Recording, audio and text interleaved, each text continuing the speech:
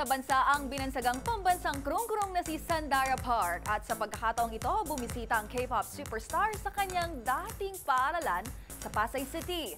Si Dara labis namang nasurpresa nang muling makita ang kanyang grade 6 advisor. 20 taon na ang nakalipas. Ang kanilang emotional reunion, panoorin sa Showbiz Report na ito. Naging emosyonal ang pusong Pinoy na K-pop superstar na si Sandara Park sa muli nilang pagkikita ng kanyang dating guro sa pinasukang paaralan sa Pasay City. Sa latest episode ng Dara Tour, kasama nito ang kanyang former bandmate na si Minzy nang bumisita sa kanyang alma mater. Nag-reminisce si Dara sa loob ng dating classroom nang biglang dumating ang kanyang grade 6 advisor. Baka sa mukha ng singer ang pagkagulat na dali-daling yumakap sa naging guro 2 dekada na ang nakalipas. Sandara, remember me? Yes. Oh, you're still Nice to here. see you. Woo! Nice to see you. Oh my God. Nice to see you. After so many years. Oh, only year.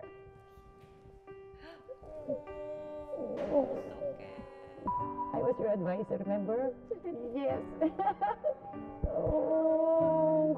Ulit tayo sa sa'yo. I was your teacher. Sandara's friend. Hello. Hi, nice hello, to meet you.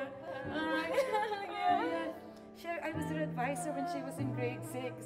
Paglalarawan ng guro na 39 years na palang nagtuturo sa naturang paaralan, isang tahimik na estudyante noon si Dara, kaya naman very proud daw ito sa nakamit na tagumpay ng K-pop star. Maliban sa kanyang dating school, pinasyal din ni Sandara si Minzy sa Pagsanhan Falls sa Laguna. Kung matatandaan, year 2004, sumikat ang binansagang pambansang krung-krung ng Pilipinas matapos sumali sa isang reality-based talent competition sa Kapamilya Network.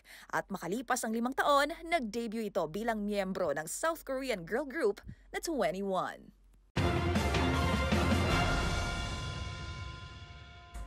Para sa MVC TV Network News, ito po ang inyong showbiz angel Angelica Cosme. Sama-sama tayo, Pilipino.